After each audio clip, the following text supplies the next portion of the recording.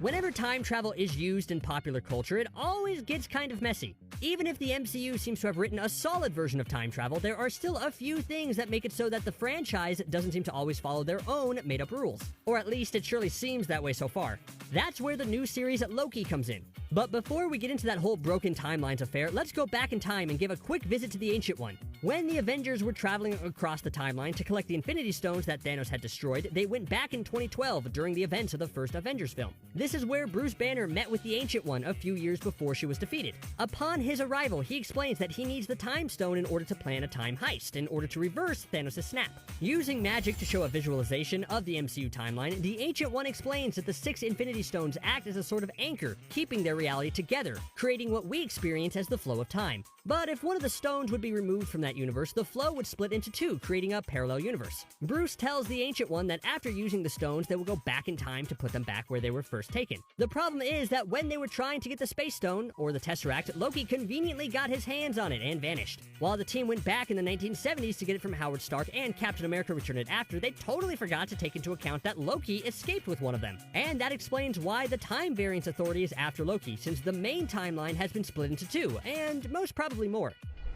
As it was explained by the pretty chill Mobius, played by Owen Wilson, the TVA's mission is to make sure the flow of time is not disturbed across realities, and that all timelines remain independent from one another. The organization, which seems to be run like an endless office day job, is situated in the null time zone, which exists outside of time.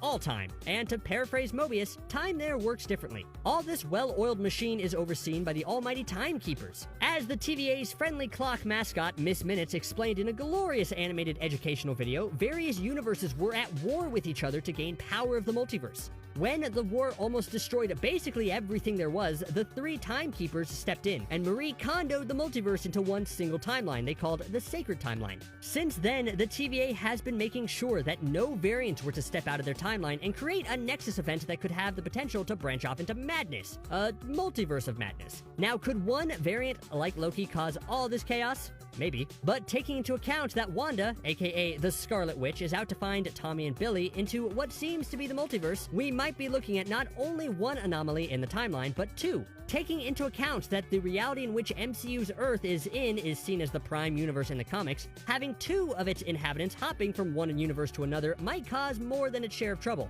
That, plus the fact that actor Jonathan Majors has been confirmed as playing the time-traveling villain Kang the Conqueror, hints at the fact that while Loki might have created 13 new timelines, there might even be more to come.